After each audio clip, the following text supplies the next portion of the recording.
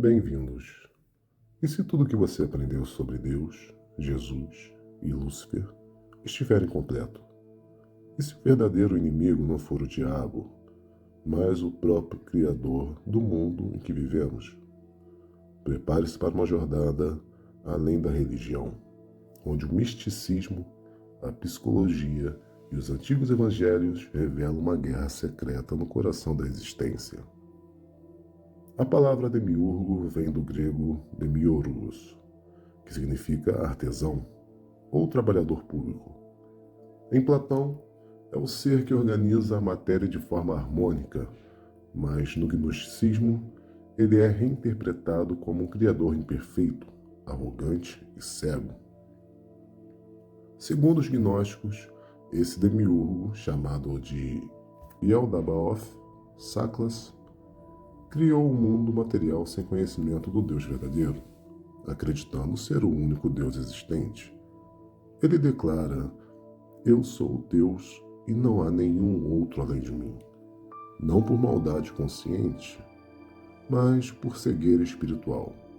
Seu nome significa Deus cego. Arrogante e controlador, o demiurgo exige adoração absoluta e cria leis para manter a humanidade em submissão.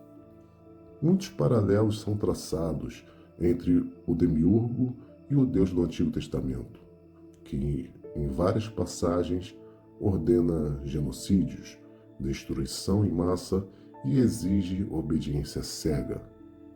Para os gnósticos, isso não é divindade verdadeira, é tirania.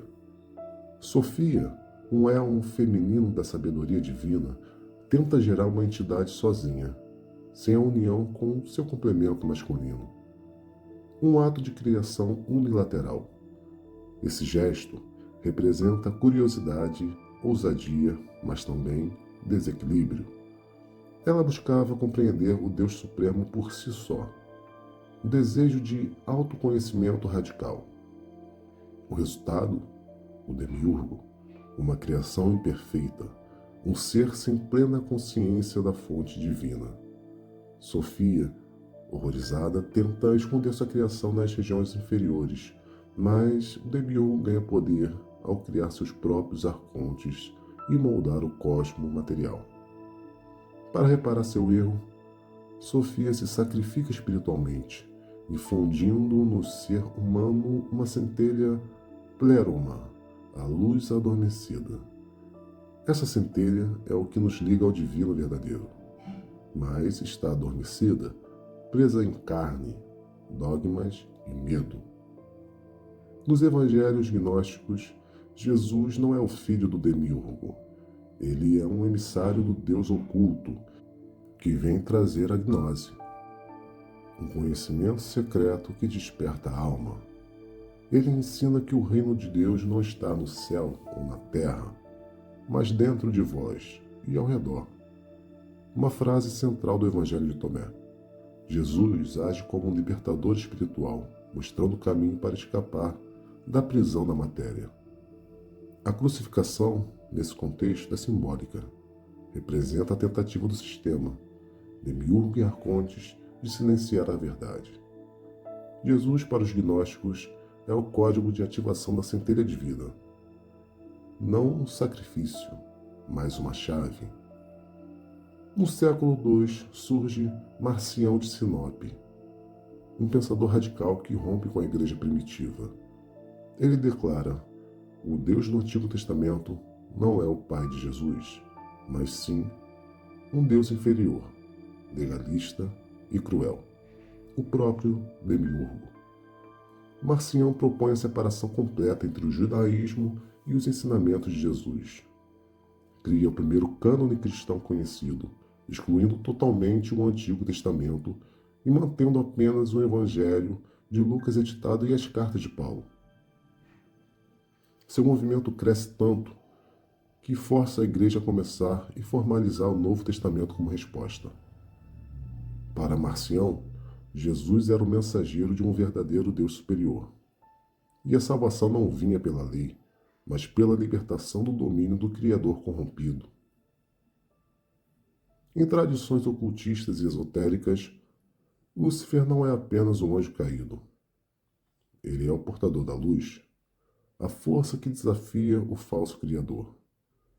Assim como Prometeu roubou o fogo dos deuses, Lúcifer entrega o conhecimento à humanidade, desafiando as leis impostas pelo Demiurgo.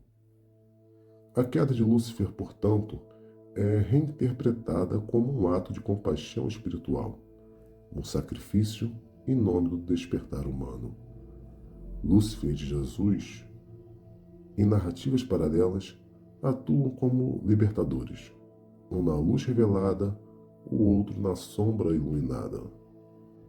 Carl Jung, o pai da psicologia analítica, acreditava que a alma humana carrega dentro de si os mesmos símbolos que moldaram mitologias antigas e religiões. Entre elas, uma se destacava, o gnosticismo.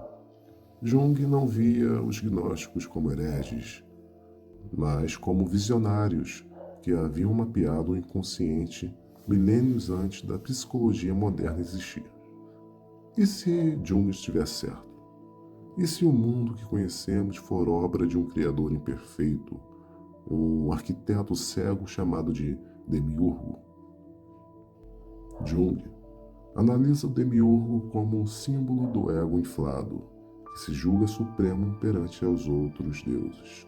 Sofia é a ânima, o feminino psíquico, que cai e precisa ser redimido. Jesus representa o self, a totalidade desperta.